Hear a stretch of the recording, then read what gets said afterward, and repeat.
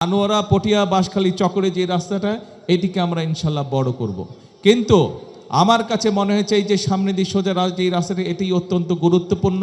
এই রাস্তাটিও আগামী দিনে এই অঞ্চলের অর্থনৈতিক উন্নয়নের জন্য এই রাস্তাটি অন্ততপক্ষে 4 থেকে 6 লেন হওয়া উচিত। ইনশাল্লাহ এই রাস্তার কাজ আমরা ইনশাল্লাহ দ্রুতই হাত দেব, যাতে করে এই রাস্তাটি আমরা চট্টগ্রাম টু কক্সবাজার যে রাস্তাটি মেইন যে রাস্তাটা, সেটি আমরা ইনশাল্লাহ 4 থেকে 6 লেন করব ইনশাল্লাহ। এই নির্বাচনে আমরা দেখেছি, যখনই দেশে নির্বাচন হয়েছে, নিরপেক্ষ নির্বাচন, বিশেষ করে কক্সবাজার এলাকার মানুষ সব সময় ধানের শীষের পক্ষে রায় দিয়েছে। যখনই দেশে নিরপেক্ষ নির্বাচন হয়েছে, যখনই দেশের মানুষ স্বাধীনভাবে নিরপেক্ষভাবে নির্ভয়ে ভোট দিতে পেরেছে, কক্সবাজার এলাকার 4টি আসন সব সময় কক্সবাজারের মানুষ ধানের শীষকে জয়যুক্ত করছে। সেই জন্য বাংলাদেশ জাতীয়তাবাদী দল কক্সবাজার এলাকার মানুষের কাছে চিরকৃতজ্ঞ।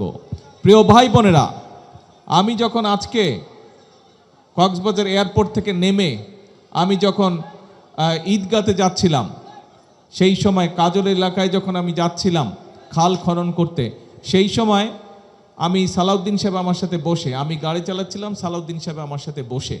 তা আমি হঠাৎ করে, আমরা তো মেইন যে রাস্তা, সেই রাস্তা থেকে আমরা বাম দিকে চলে গেলাম। তো সামনে যেই রাস্তাটা অনেক দিন পর, বহু বছর তো দেশে থাকতে পারিনি আমি, তো আমি সালাউদ্দিন সাহেবকে জিজ্ঞেস করলাম, এই সোজা রাস্তাটা কোথায় গেছে? তখন সালাউদ্দিন সাহেব আমাকে বললেন যে এই রাস্তাটা সোজা চলে গেছে চট্টগ্রাম। তা আমি তখন তাকে বললাম, এই রাস্তা তো আজকে থেকে 25 বছর, প্রায় 20 বছর 22 বছর আগে আমি যা দেখে গেছি, আজও তো একই রকম রয়ে গেছে, তাহলে এই গত বছরের পরিবর্তন হয়নি? উনি বললেন যে না, যে এই রাস্তা আপনি দেখে গিয়েছেন আজকে থেকে প্রায় 25 বছর আগে, সেই রাস্তা একই রকম কিছু, গত 25 বছর এই রাস্তার কোনো পরিবর্তন হয়নি। প্রিয় ভাই বোনেরা, আজকে 25 বছর ধরে কক্সবাজারের গুরুত্ব অনেক বৃদ্ধি পেয়েছে। মাতারবাড়ি পোর্ট কয়েকদিন পরে চালু হবে। আপনারা নিজেরাই শুনলেন, বর্তমান সরকার, যেই সরকারকে আপনারা নির্বাচিত করেছেন, সেই সরকার মাতারবাড়ি থেকে শুরু করে ভিতরে যেই রাস্তাটা, কি নাম এই রাস্তাটা, এই যেটা আমরা একনেকে পাশ করলাম মাতামরি থেকে, আনোয়ারা পটিয়া বাঁশখালী চক্করে যে রাস্তাটা, এটিকে আমরা ইনশাল্লাহ বড় করব। কিন্তু আমার কাছে মনে হয়েছে এই যে সামনে দিয়ে সোজা যে রাস্তাটি, এটি অত্যন্ত গুরুত্বপূর্ণ। এই রাস্তাটিও আগামী দিনে এই অঞ্চলের অর্থনৈতিক উন্নয়নের জন্য এই রাস্তাটি অন্ততপক্ষে 4 থেকে 6 লেন হওয়া উচিত।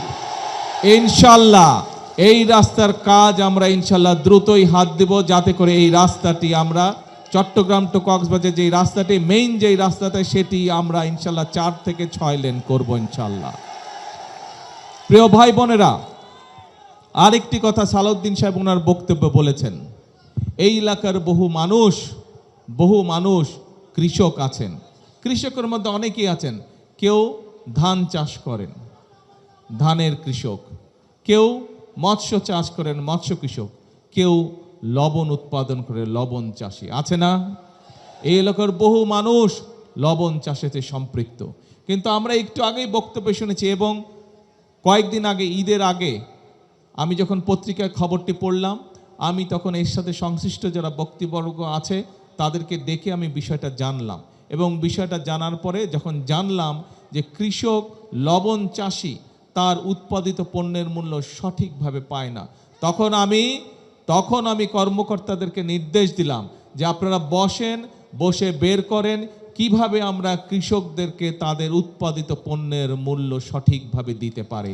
ইনশাল্লাহ আগামী কিছুদিনের মধ্যে আমরা একটি দাম নির্ধারণ করব, একটি মূল্য নির্ধারণ করব, যাতে করে লবণ চাষিরা তাদের উৎপাদিত পণ্যের মূল্য পায়।